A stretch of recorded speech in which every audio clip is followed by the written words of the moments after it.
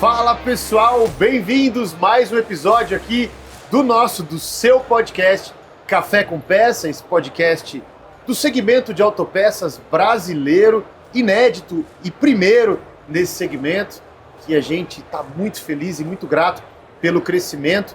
A Della Rosa oferecendo o Café com Peça para você e você aí desse lado se inscrevendo, curtindo, compartilhando, comentando, fazendo parte e animando a gente aqui cada vez mais a continuar produzindo. Eu não sei se você percebeu, mas a gente está gravando esse episódio especial diretamente do nosso estúdio, um estúdio elevado que fica aqui no estande da Della Rosa durante a realização da Automec 2025, essa feira gigante do setor de autopeças, a maior do Brasil, uma das maiores do planeta, a Della Rosa marcando presença aqui e, claro, o seu podcast Café com Peça também. A gente sempre teve esse sonho de fazer essas gravações aqui e esse estúdio esse ano realmente ficou muito legal. Você vai ver aqui nesse episódio, enquanto a gente está batendo papo aqui, a feira está acontecendo lá embaixo, as pessoas passando nos corredores, acessando os estandes, fazendo negócio, encontrando amigos, realizando parcerias.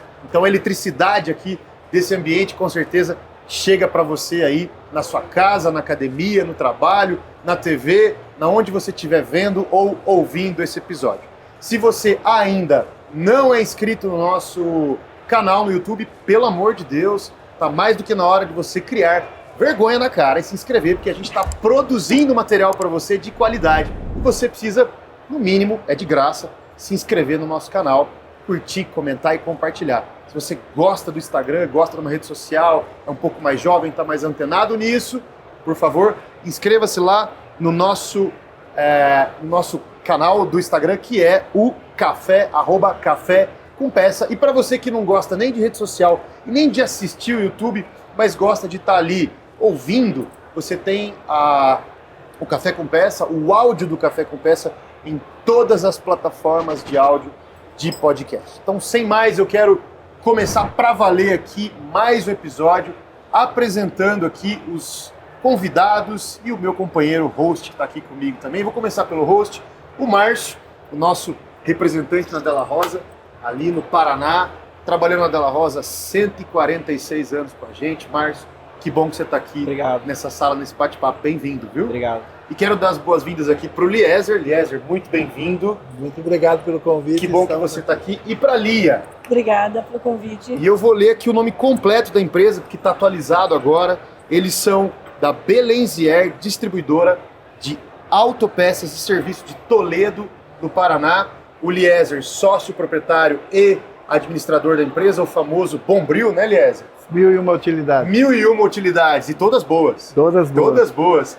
E a Lia, que é sócia proprietária e diretora de compras. Tem muita história para contar a vocês, tem muito insight, tem muita chave, muito trabalho por trás dessa empresa, que é um patrimônio da família, mas é um patrimônio do funcionário, do cliente, do fornecedor, se tornou importante para toda essa cadeia.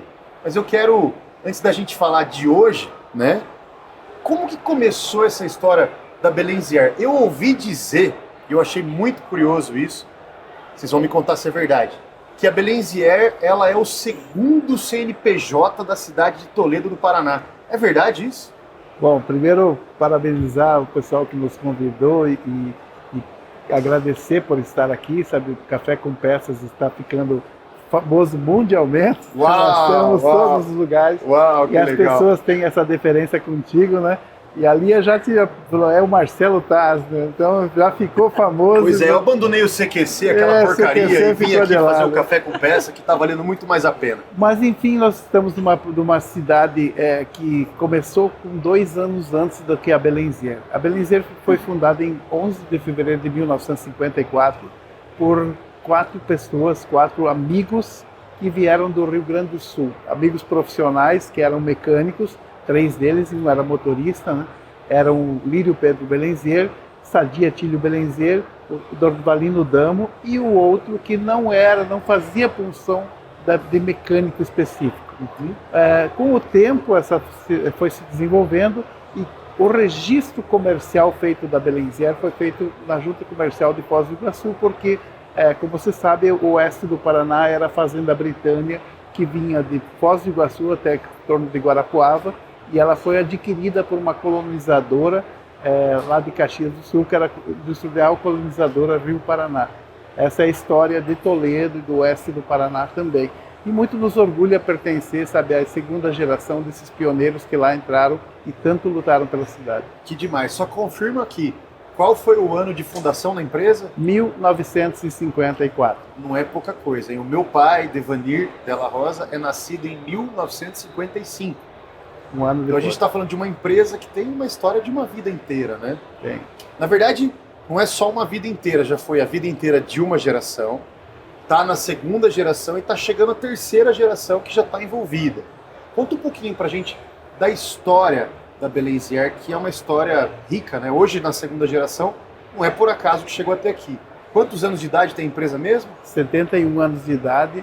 Isso nos orgulha porque normalmente as empresas brasileiras ou elas quebram no primeiro e segundo ano, ou elas têm que ser obrigatoriamente tão boas que possam ser vendidas.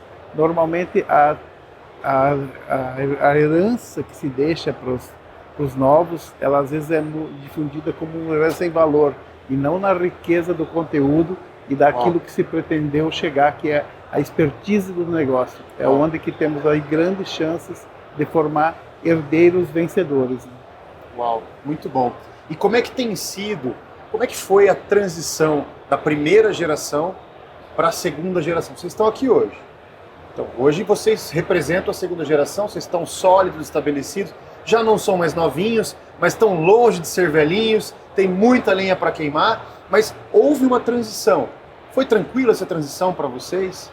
No meu caso, eu acho que a tranquilidade não foi grande porque ela se deu, apesar de eu já estar na empresa e ali estar iniciando, nós tivemos um problema de falecimento do nosso pai fundador, quando ele já era sozinho, já não tinha mais os outros sócios, e apesar de eu estar lá fazendo tantas vezes e por tanto tempo a mesma coisa, comprando, vendendo, adquirindo conhecimento na área mecânica, os veículos eram muito menos do que existem hoje, a infinidade de gama de produtos que tem hoje eram poucos, então era um pouco mais fácil de você conseguir também entender o processo de mecânica e o processo de venda.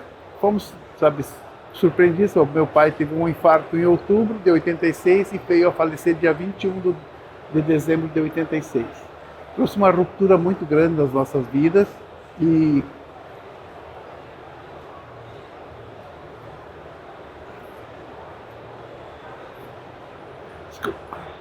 Tá tudo bem, a história tem muito valor. E sempre que eu falo disso,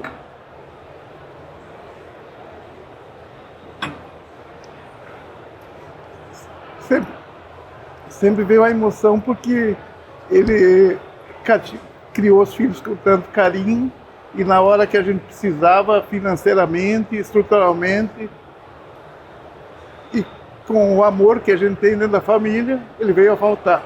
Foi muito pensado. Que idade você tinha? Eu tinha 20 para 21 anos. Era muito novinho, né? Estava terminando a faculdade de economia, eu já era formado contador, eu tinha assim uma experiência com a área tributária, livros fiscais, tinha experiência já um pouco de contabilidade, tinha trabalhado dos 12 anos até os 13 anos e meio, trabalhei de office boy no escritório contábil, onde eles já foram me ensinando o registro de entradas, saídas, apuração de CMS. Você na época era solteiro? Era solteiro. Quando a empresa teve que passar para as mãos. E foi um período bastante bom da minha vida, porque o aprendizado foi constante. Eu estudava à noite, né, então era permitido a partir dos 13 ou 14 anos, estudar à noite, contanto que os pais dessem um apoio e pudessem permitir.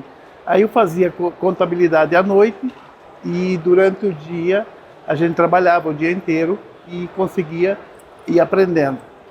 Trabalhar com gente que faz você nortear sua vida foi muito importante. Trabalhei com Dona Jurástica Unfer e Dona Otília Friedrich, que eram contadores, e depois esse escritório foi adquirido por Ferdinando Gruber, que até hoje tem lá o seu escritório referenciado na cidade. É um dos grandes escritórios, essas pessoas me deram o norte para poder começar a entender a administração. Que legal. Depois disso, a gente começou a tocar empresas com uma maior facilidade e vieram daí mais para frente planos econômicos, né? E aí eu vou relatar depois cada um, mas eu queria que a Lia também falasse um pouco sobre esse nosso tempo, porque ela tem 5 anos a menos, né? E a percepção dela talvez tenha sido um pouco diferente da época, mas eu acho que todo mundo passou pelo mesmo perrengue e era uma situação difícil, né? E segurar uma empresa onde falta o líder. Eu vou falar talvez um pouquinho também sobre o processo de liderança. Muito bom, muito bom. Bom, a Lia e o Eliezer são irmãos. Sim. Né? Então, a Lia é 5 anos mais nova e deve ter uma outra perspectiva, ou uma perspectiva própria sobre essa história toda, né? Sim. Quando, de repente, vocês viraram empresários, porque o empresário já não estava mais no negócio. Como é que foi essa experiência? Como é que tem sido para você até aqui, Lia? Bom, eu tinha 16 anos, né, na época, e eu completei 17 anos um mês depois que o pai faleceu. E foi uma época bem difícil, mas a gente já trabalhava, na nossa família sempre teve a cultura de começar a trabalhar cedo, não deixar de estudar. Isso sempre foi, estudar e trabalhar. Muito sábio. Então a nossa mãe sempre incentivou muito, mesmo depois que o pai faleceu, né? A dificuldade que a gente encontrou, eu já trabalhava um pouco na loja, mas era uma menina ainda, né? Então pouca experiência. Mas eu já trabalhava fazendo a parte de bancos e a minha mãe na época ficou muito depressiva, né? Passou por uma fase difícil. Era uma mulher ainda uma mulher. Nossa mãe é viva, graças a Deus, né? Que idade uma ela mulher. Tá? Hoje ela tem 86 anos. Ela foi uma mulher muito firme conosco, porque durante o período aí da transição que aconteceu. Nesse momento a gente já trabalhava, o Eliezer já tinha uns 3 anos, já estava dentro da empresa, nosso pai já tinha feito com que ele, 5 anos, e feito com que ele participasse também no quadro societário, né? E a gente já estava dentro da empresa, porém isso que o meu irmão falou é uma verdade, a gente tinha uma experiência curta de vida dentro do negócio, conhecia um pouco de peça e tal, eu mesma conhecia mais parte de papéis. E o que aconteceu? Nossa mãe ficou muito depressiva, mas segurou as pontas para que a gente não desfizesse a empresa.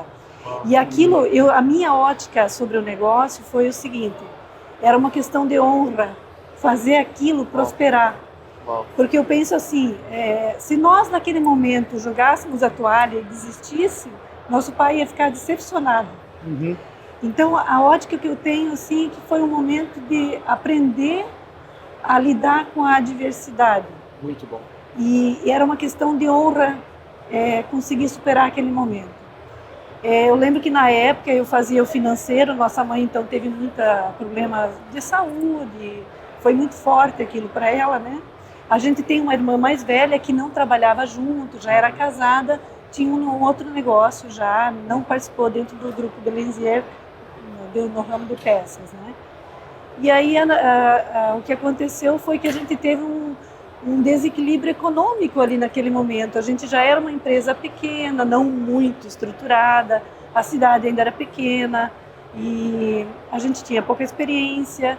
E aí até comento, mesmo na viagem eu comentei vindo para cá, para os nossos filhos, que são a terceira geração, que o mais importante que eu vi de toda essa história, que vejo hoje, quero que eles entendam, é que o mais importante é você ter a honra de honrar seus compromissos, de pagar suas contas. Muito bom. Então, o que aquela dificuldade naquele momento econômica, financeira, que nós passamos, eu não queria nunca mais passar. E eu lutei para isso, Eliezer também. Aprendemos muita coisa, nos organizamos na época. E a partir daí a gente conseguiu crescer. Que legal, que lindo. E eu não sei se é exatamente o que eu estou falando, mas eu consigo ver que diante da quebra da família, né, porque a coluna vertebral da família faltou, né? Não é a mãe que faz esse papel, não é o irmão mais velho ou a irmã mais velha, é o pai, né? O pai é o sacerdote, o pai é o líder da casa, o pai é o provedor. De repente ele veio a faltar, vocês eram jovens, mas a empresa que ele criou né, que ele gerou e deixou para vocês serviu como que um tipo de bálsamo, um tipo de cura quando os irmãos, a mãe, todo mundo se agarra ali e fala, não, por honra, nós vamos fazer isso aqui rodar. E de repente, por honra à memória do pai, aquilo foi o maior remédio que vocês poderiam ter, que obviamente ocupou a cabeça, ocupou o coração e permitiu que vocês prosseguissem, continuassem com um propósito, né? E não ficassem só se lembrando da falta, mas passaram a olhar para o futuro e a produzir uma jornada, né? Que legal, que lindo isso, né? Talvez missão, visão e valores que esteja tão em voga nos quadros seja tatuada nesse momento de dificuldade do luto, né? Como sendo devolver aquele que foi líder, devolver a ele aquela perspectiva de que aquilo podia dar certo, que os filhos poderiam ter um ganho de vida, uma maneira de se sustentar dignamente. Muito bom. Então, foi isso que a gente fez. E a gente passou por muito tempo olhando isso e nós talvez saímos dali fortalecidos, né? O ano era 1986, aí nós construímos a loja que está lá na Avenida Parigô de Souza, né? E eu me lembro bem quando eu ainda estudava, né? Como o negócio envolveu o único carro da família, a gente ficou sem carro e a gente tinha eu ia trabalhar lá, ia trabalhar com a tal da circular, que é o ônibus urbano, que levava até lá. E nos dias de chuva a gente chegava, eu tinha que levar uma calça dentro de uma bolsa e a gente chegava todo embarrado, tinha que trocar aquilo que estava molhado para não ficar gripado. Então a gente vê que esses momentos de dificuldade que fazem com que o teu perfil de administrador seja mais forte. Forjado na dificuldade. Forja no fogo. Diz que mar bom nunca fez bom marinheiro. Mar calmo nunca fez bom marinheiro. O marinheiro é forjado na ventania, né? Na onda e na tempestade. Que legal. E a gente investiu muito na época, assim, em buscar cursos, né? Olha como isso é importante. Sim, muito. A gente buscou muitos cursos e tal. Aliás, eu sempre fui uma pessoa que buscou muito aprendizado, né? E eu também entrei nessa linha e sempre busquei muito aprender. E eu acho que o conhecimento dentro de qualquer atividade, tanto na atividade de mecânica, autopeças, como na parte financeira, administrativa, você tem que buscar, porque você não nasce sabendo. Você tem que construir um conhecimento. E ajudar a fazer.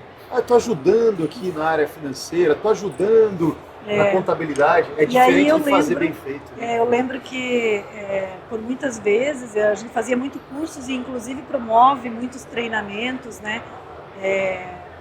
Na época, a gente também participava. E muita coisa do que a gente foi aprendendo de autopeças foi nos cursos e treinamentos que as indústrias nos trazem. E isso é uma coisa bacana, inclusive a Della Rosa mesmo faz conosco isso, né?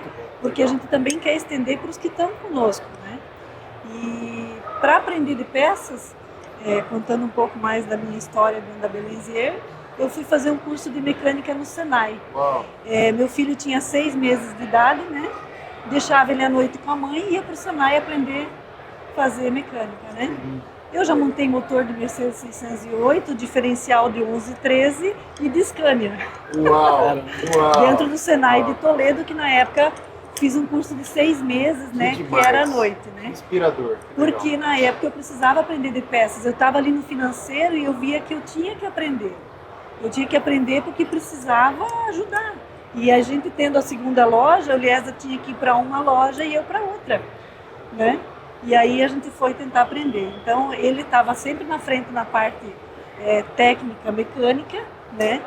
E eu tive que correr atrás também porque não dá para ser menina muito delicada nesse ramo, né? Tinha que descer do salto e correr atrás. Parabéns. Né? Até porque é uma herança da nossa mãe também, que ela também era a filha mais velha do casal e ela teve que sair cedo de casa e lecionar. Ela foi professora em 2 locais, no Xaxim e no Cerro da Lola, que são pequenas localidades dentro de Toledo, onde ela foi também funcionária pública também.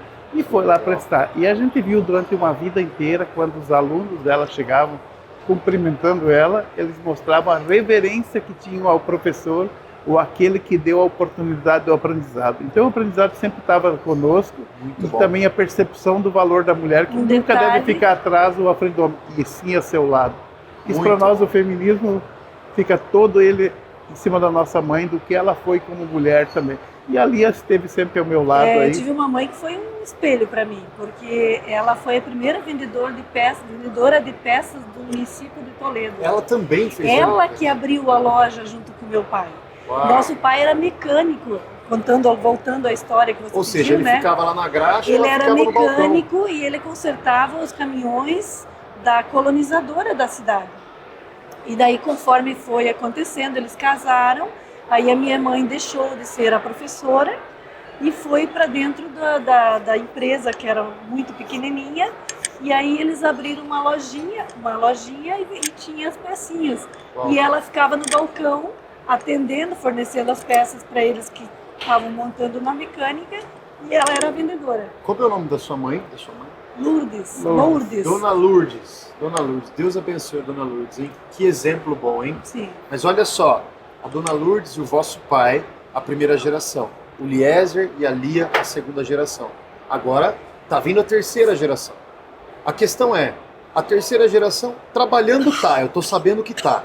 Trabalhando bem também tá, legal. Mas eles entendem essa história, eles estão engajados e eles estão a fim de continuar e de fazer a coisa acontecendo dessa empresa que daqui a pouquinho é uma empresa centenária? Eu acho que todo esse momento que eles estão sempre com a gente é o momento da gente transferir o que a gente sente como pessoas. Uau, que lindo. E como aprendizado. Uhum. Uma empresa só se perpetua se as pessoas têm compromisso com o próximo, porque nesse aprendizado que a gente teve o tempo inteiro, a gente muito ensinou também e aprendeu muito. Assim como ela fala que vocês mesmos nos deram oportunidade das vezes que estiveram lá, tantos outros parceiros puderam nos ajudar a encaminhar o negócio.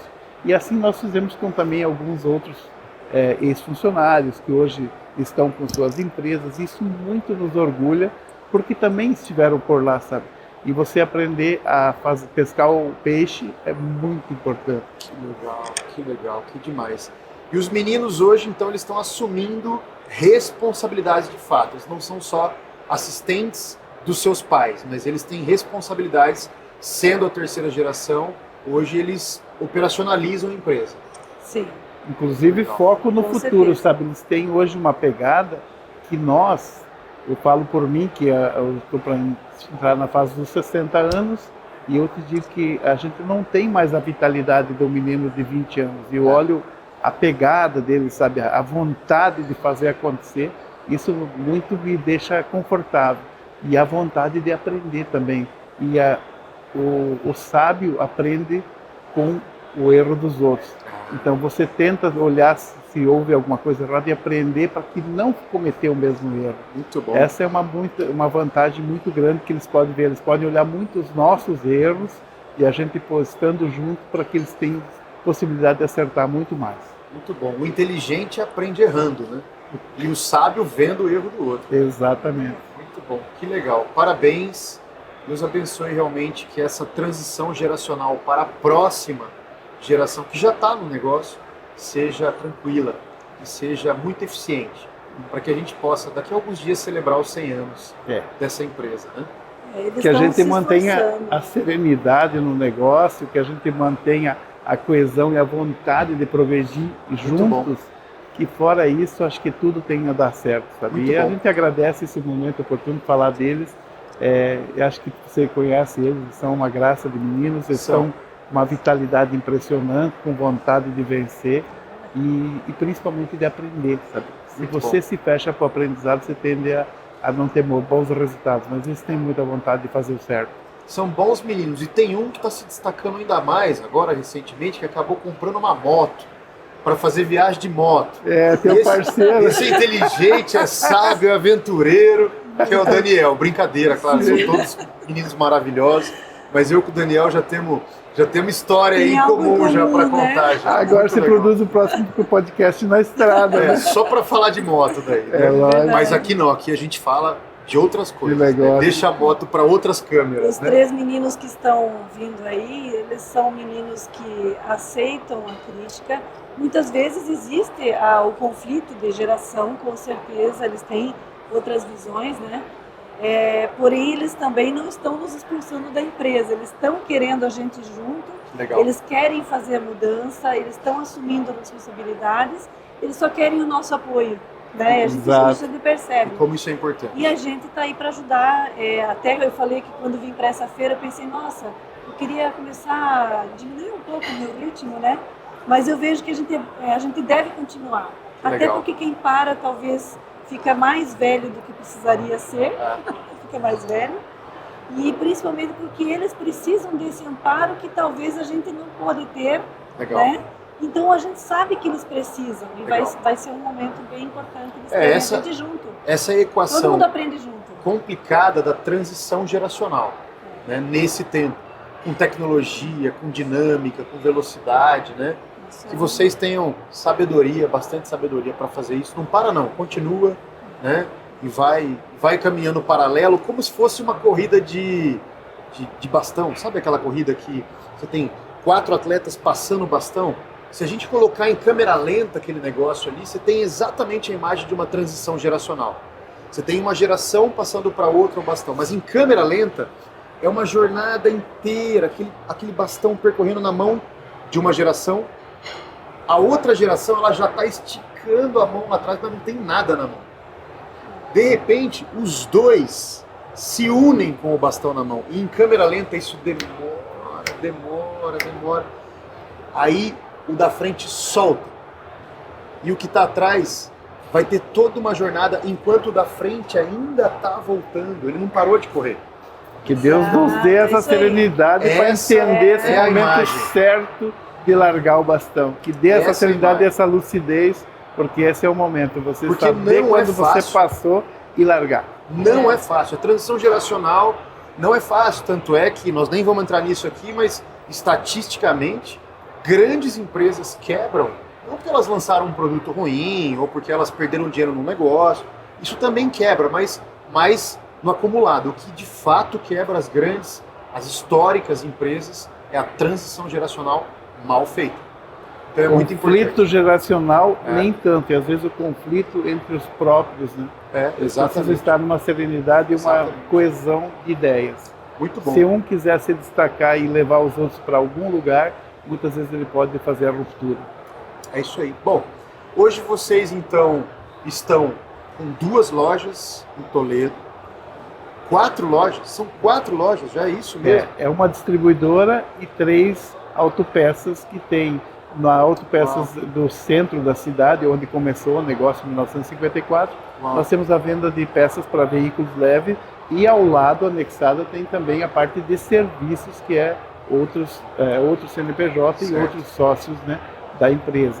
E daí lá na Parigô de Souza foi onde a gente começou em 1984, nós começamos lá e lá tem as peças para caminhões médios, vans, picapes e a linha média até o 3/4, o que não é articulado, em torno de 22 mil quilos e motores até 260 cavalos. Legal. E o grande ficou lá na rodovia, na BR-467, que hoje se chama 163, né? Lá estão os articulados, tudo que é Volvo, Scania, todo veículo que articula, cavalo mecânico e as carretas ficaram lá, até pelo espaço físico da empresa e o atendimento lá na BR. E a distribuidora a gente fundou ela em maio do ano passado, né? E foi uma forma da gente partir para a distribuição de autopeças de maneira mais organizada, tentando buscar uma melhoria de logística, melhoria de preços também, atingir o frotista e montando uma cadeia diferente do que a gente vinha trabalhando até então. Legal. 4 empresas, então. Vocês têm 4 unidades hoje desse guarda-chuva do grupo de vocês, né? Vocês, obviamente, têm uma cultura empresarial que veio da família, mas também tem a ver com as dificuldades do negócio, tem a ver com o que o concorrente acabou levando vocês para cá ou para lá, com as pessoas que se somaram com vocês na gestão de tudo isso, e vocês, com visão, valores, com uma missão, com um DNA, vocês hoje se reconhecem com uma identidade de alguma forma. qual que é a identidade desse grupo de vocês? Qual que é o diferencial de vocês? Vocês trabalham pelo quê? O que o cliente, quando acessa vocês, né, ele chega próximo de vocês, ele sente, poxa, é atendimento, é portfólio, é entrega, é o carinho, é o relacionamento. O que é que vocês têm como ponto forte da Belaisier? Acho que primeiro vem a lisura nos negócios, sabe? Legal. Tentar sempre fazer uma coisa ética, porque a ética é você fazer o certo enquanto ninguém estiver olhando. Então a gente procura bastante a ética nos negócios, tenta trabalhar com bastante eficiência operacional, tenta sempre ter pessoal treinado nas áreas, como hoje todos têm dificuldade, mas a gente tenta prover eles de conhecimento para que eles possam desempenhar o melhor possível, buscando qualidade. A gente sempre tem isso em mente, né, que nós temos que entregar, além de ter lisura, honestidade e qualidade, nós temos que também ter outros diferenciais.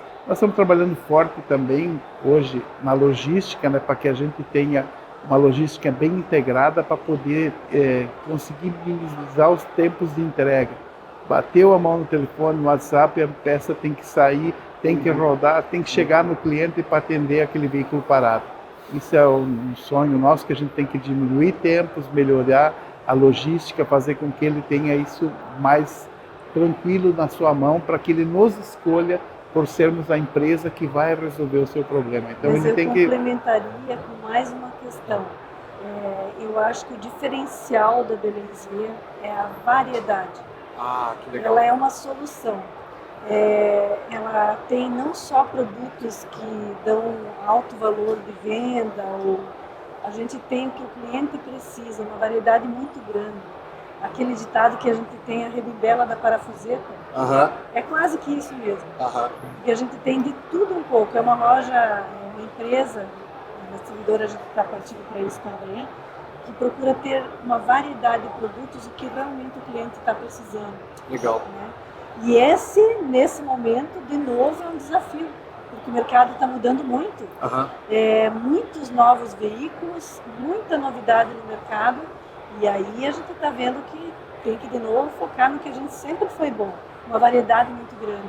Legal. Eu lembro que uma vez um mecânico bem antigo da cidade, eu dei uma carona para ele no retorno do trabalho, né?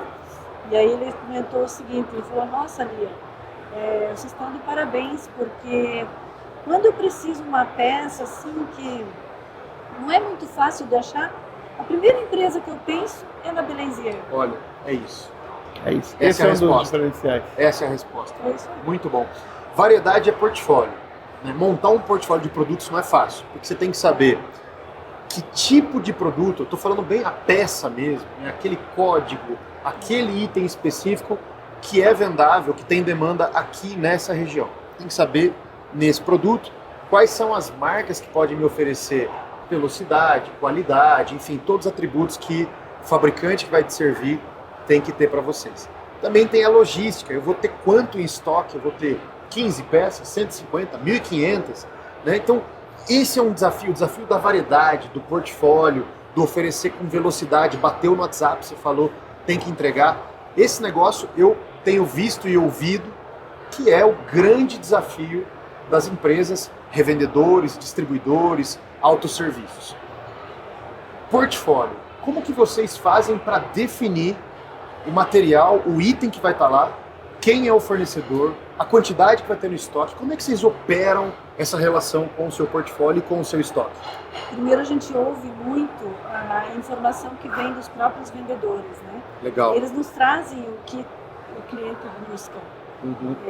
Inclusive agora a gente, dessa mudança que nós estamos fazendo, na parte gerencial também de compras, a gente quer um canal mais correto nesse sentido, porque com a variedade de veículos tendo mudado tanto, a gente percebe que a gente precisa ter algo melhor para nos trazer essa informação.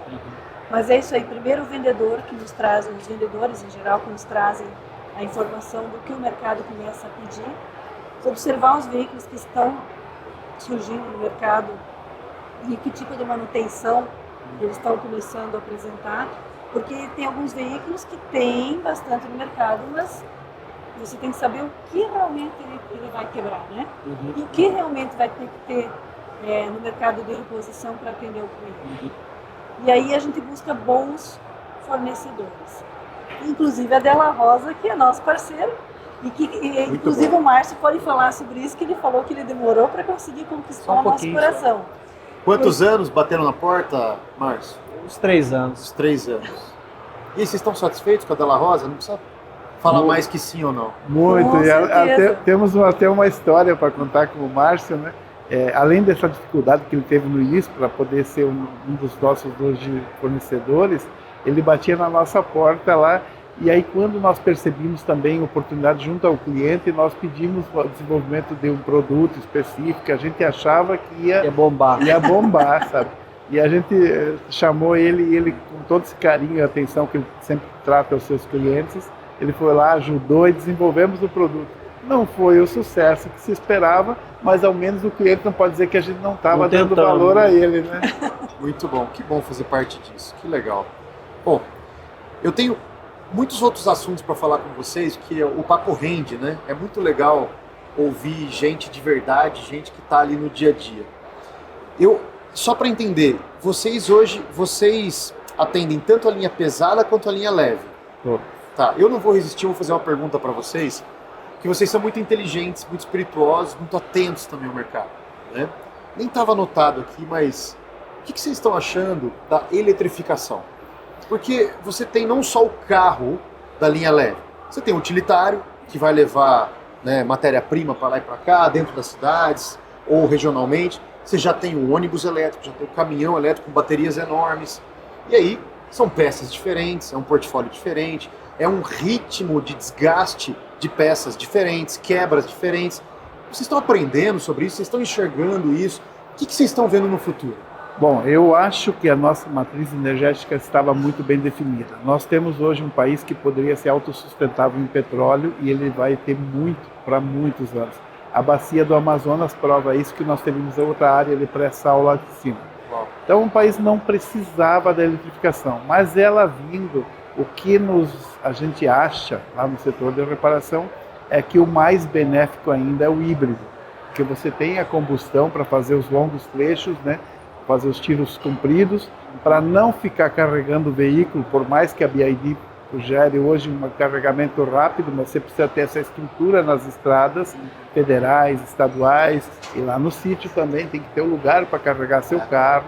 E aí eu vou estar com um veículo só elétrico, eu vou ter problema. Talvez o Amaral Gurgel se remexa hoje falando disso, ele tentou com o seu BR-800 elétrico, né? Lógico que a tecnologia hoje não vamos comparar, mas o motor elétrico precisa do elétrico. Se eu precisar de uma usina eólica ou precisar queimar carvão para jogar energia dentro do veículo, eu não comprometi só a cadeia, e sim também o sistema todo.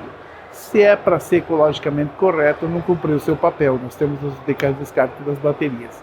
Mas nós estamos ligados nisso também, a gente começa a olhar para o futuro e saber que o elétrico vem, não tem volta. As indústrias todas apostaram nisso e sabemos que elas vão continuar, mas eu fico olhando o setor mundo. A mim me parece que a China teve assim a maior melhoria de projeção futura. Um país que tem 2 golfos, que tem uma dificuldade da passagem do óleo cru do mundo para ir lá, ou mesmo do combustível fóssil, para chegar na China para rodar os seus veículos. Os Estados Unidos têm potência na guerra, eles poderiam atravessar um transatlântico lá, e aqui não passa mais, e eu tiro toda a tua logística interna, você vai ficar sem combustível. Não aconteceria com o Brasil. Então, eu olho assim, a nossa matriz energética não precisava mudar nesse momento. Mas em mudando, nós temos que acompanhar perfeitamente. Isso não tem volta, vai acontecer. Eu vi aqui em São Paulo o governador falando de a isenção para os híbridos, porque eles estão instalados suas plantas aqui dentro do estado de São Paulo. Então ele deixou fora o BYD e disse claramente, produziu lá fora, para que eu vou beneficiar tributariamente alguém. Hoje é só Toyota. Só Toyota. Só Toyota em São Paulo. Só Toyota em São Paulo. Que é a única que fabrica híbridos. Talvez quando ele falou assim do híbrido, ele quis dizer que está produzindo dentro da planta Brasil, talvez. Mas enfim, ele está fazendo com que o que vem de fora não seja tão beneficiado também com a mesma isenção tributária. Isso facilita, então, para que os próximos grandes movimentos da indústria fiquem na linha do híbrido. É só a diferença que, lembrando que você está comprando um veículo com 2 motores, né? Você paga por 2 motores. Então nós temos essa dificuldade. E o descarte da bateria ainda, que o lítio me preocupa muito, não é fácil também descartar. Eu joguei fora a bateria, eu não cumpri ambientalmente o meu papel correto, né? Eu preciso reciclar muito bem esse produto, tem que ter todo ele renovável, e esse é um dos desafios também para essa nova série que vai ser acertada. Mas nós tínhamos um tempo ainda de vida útil com o combustível fóssil, então a nossa matriz energética era boa, né? Se eu ver alguém que vai queimar lá carvão para gerar energia elétrica para botar carregar um veículo, eu acho que nós entramos na contramão da história. Até porque nós temos o etanol aqui também, né? O etanol, ele, claro, tem a planta, tem a questão do solo, tem eventualmente a queimada da cana-de-açúcar, que já não é mais uma regra, né? Mas o etanol é um combustível limpo, né? É uma queima limpa. E a vastidão do terra do Brasil é muito grande para a produção. Para o Brasil, para a linha de automóveis, na minha visão, seria muito melhor que continuasse na linha do álcool. Porém, é uma imposição meio que mundial, né? Essa questão do elétrico, e vai acontecer. E eu vejo... Em visita às indústrias aí que a gente fez nessa vinda na Automec, a gente percebeu que eles estão investindo, até um deles comentou conosco, né? Que eles estão investindo pesado na eletrificação mesmo, e esse é o futuro. Então a gente vê que é um caminho que nós vamos ter que nos adaptar e aprender mesmo, e não tem jeito. Muito bom. Eu concordo com tudo que vocês falaram, porque tudo isso é verdade, é real, e eu vejo uma jornada, um caminho híbrido para a sociedade. Eu acredito que o carro a combustão, que é um baita de um produto, né, já está maduro, hoje polui muito menos, as fábricas estão aí cada vez mais tecnológicas. Você tinha um motor até 15 anos atrás, 2.0, gigante, pesado, que fazia na estrada 6, 7 km por litro. Hoje um 1.0, 3 cilindros, com uma turbininha bem mais leve, mais fácil de produzir, faz 15, 16 km por litro, anda muito mais, né? Você tem um veículo a combustão que é mais eficiente, que é um bom produto, né? E ele tem o lugar dele, né, na história. Ele vai continuar, porque o petróleo não vai acabar o ano que vem. E o veículo elétrico, assim como a combustão, é um produto, é um tipo de produto que é diferente da combustão e tem a sua função como tecnologia, sua função social, né, dentro das cidades. Poxa, você coloca uma placa solar em casa e tem um carro elétrico ou híbrido que seja para usar como elétrico, né, você abastece o tanque do carro com sol, sem gastar um centavo. Poxa, isso é sensacional, né? Claro que a gente não vai entrar aqui na equação com desvalorização, mas o que ganha nisso perde na desvalorização, porque a gente nem consegue fazer essa conta ainda, né? Até porque é cedo falar isso. É cedo para falar disso. Né? Sempre tinha o veículo sempre foi um valor de revenda, onde a pessoa comprava aquele que mantinha mais preço de mercado, né? Aí você olha hoje os elétricos e você começa a pensar que não é assim mais, né? Você compra o veículo para satisfazer a sua necessidade de locomoção e essa vai ter que ser suprida.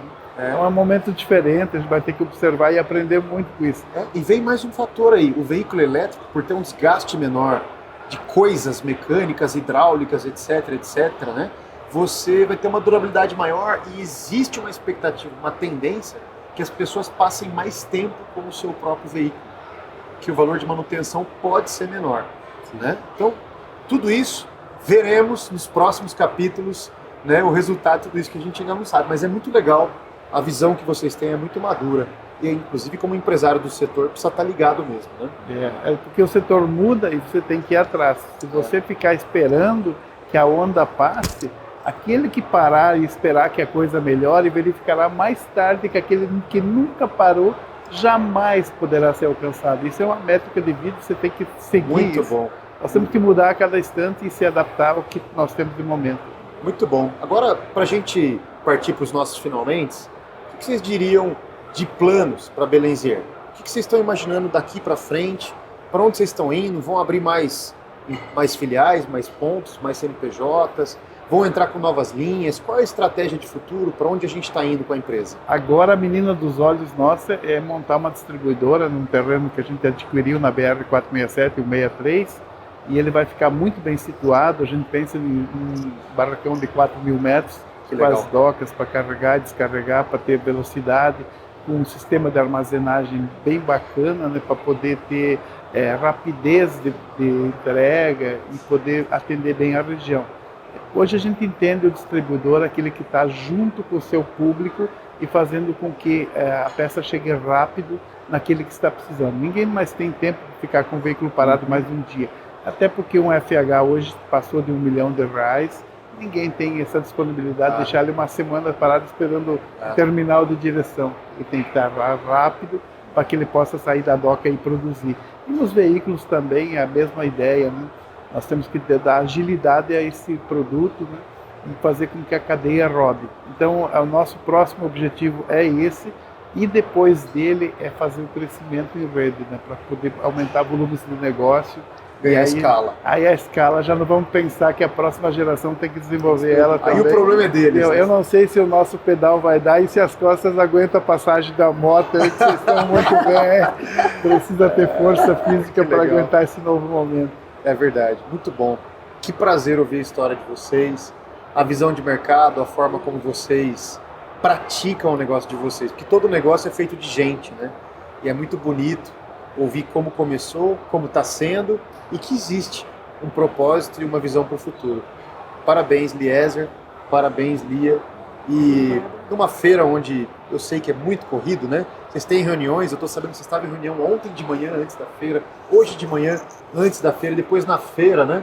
Vem para cá, a gente já marcou e tal. Vocês escolheram conceder esse tempo tão especial para a gente aqui, de nossa parte. Muito obrigado de verdade, viu? Da nossa parte também, os meninos estavam loucos, eles queriam, não, vocês têm que ir lá, porque, nossa, café com peça é o máximo. Que então, legal. assim, eu senti a pressão deles, confesso que eu tenho um pouco de receio, né, mas enfim, foi bacana porque você faz a gente se sentir muito bem, tá? Que bom. Parabéns para você também. Obrigado. Gostei demais e vou te acompanhar também. Obrigado, tá? Que coisa Gostei boa. de Bem-vinda verdade. sempre. E queira ou não, sempre dê like, tá? Afinal, porque o canal precisa crescer, e se inscrevam, né? Uau, é isso que eu tô falando, com peça Brasil. internacional, fale isso, vamos pro Brasil e pro mundo, né? Eliezer, Muito obrigado, viu? Olha, foi um prazer Muito estar obrigado aqui. de verdade, Lia. Obrigada. A gente Muito agradece obrigado. mesmo, Deus de abençoe. coração, viu? Sucesso. Só continuem. Eu queria agradecer pelo momento, porque a Ebenezer não é só mais um cliente, né? Faz parte da família, da história agora, está registrado aqui. É Muito isso aí. obrigado pela história da empresa e de vocês dois. Parabéns. A gente agradece também a parceria. Obrigado, tá? né? Valeu, gente. Vou encerrar o nosso episódio aqui então, tá bom? Obrigado. Pessoal, é imperdível. Vocês percebem? É cada história, é cada insight, é cada aprendizado. Às vezes a gente paga um curso inteiro para pegar 2 ou 3 chaves que saem aqui de uma conversa aqui de alguns minutos. Eu espero que você tenha desfrutado como eu tô de coração pulsando e desfrutando aqui. Seja sempre muito bem-vindo. Se você, como disse meu amigo Eliezer aqui, ainda não se inscreveu, se inscreva no canal, curte esse episódio que foi maravilhoso. Comenta alguma coisa, a gente quer saber a sua opinião, o que você aprendeu nesse episódio aqui. E compartilha com alguém que você gosta. Tudo isso também é importante porque quando você faz isso, a plataforma entende o conteúdo que te alimenta e que você gosta e te oferece mais conteúdos de qualidade na mesma direção como esse aqui. A gente vai ficando por aqui. Muito obrigado de coração pela sua companhia. Até a próxima. Fiquem com Deus. Tchau. Tchau, tchau. Tchau, tchau.